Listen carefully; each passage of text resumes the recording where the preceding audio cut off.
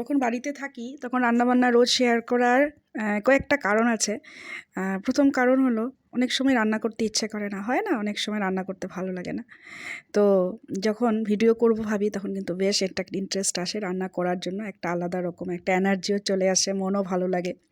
আমার তো লাগে। তো ভাবি যে ঠিক আছে ক্যামেরাটা অন করি, রান্নাবান্না করি, কিছু রান্নাও করা হয়ে যায় আর গল্প করা হয়ে যায়, মনও ভালো লাগে।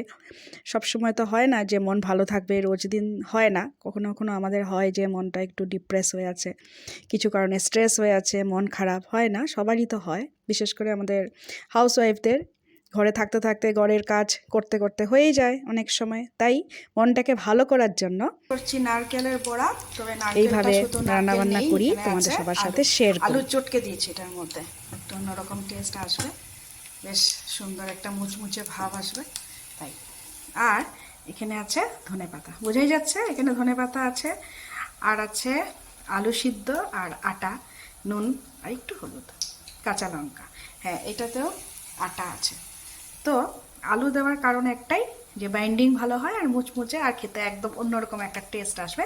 তাই ভাবলাম যে আজকে আলু বয়েল করে দিই। হয়ে যাক, দেখাচ্ছে। এক পিঠ ভাজা হয়ে গেছে, আমি স্টিমটা এখানে বাড়িয়ে দিয়েছি। হচ্ছে ধনেপাতা আলুর এখানে বড়া, তো ফুল ফ্লেমেই আমি দিয়ে দিয়েছি, তারপর কমাবো। একটু ভেতরটা হয়ে যায়, আস্তে আস্তে করে মুচমুচে করবো। ভীষণ ভালো মজা এগুলো খেতে, নিরামিষের দিনে তো খুবই ভালো। নিরামিষ কেন, আমিষের দিনেও খুবই ভালো, একটু পাতলা ডালের সাথে। আজকে যদিও ডাল করিনি, এগুলো আজকে ঘি দিয়ে খাওয়ার ইচ্ছে আছে, ঘি বাটা, যার যেমন খুশি। তো দেখাবো সব কিছু হয়ে গেলে আজকে কী কী রান্নাবান্না করলাম।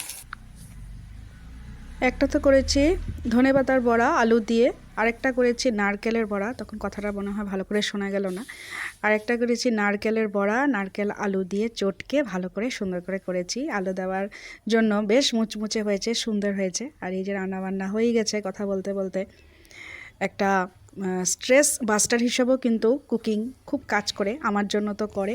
তাই ভাবি যে তোমার সাথে একটু শেয়ারও করি, নিজের মনও ভালো রাখি। আর সবাই যখন বলে ভালো হয়েছে, সুন্দর হয়েছে, তখন তো আরও ভালো লাগে। তাই এই যে রান্নাবান্না ব্লগ শেয়ার করি। কেমন হলো আমাকে অবশ্যই জানাবে।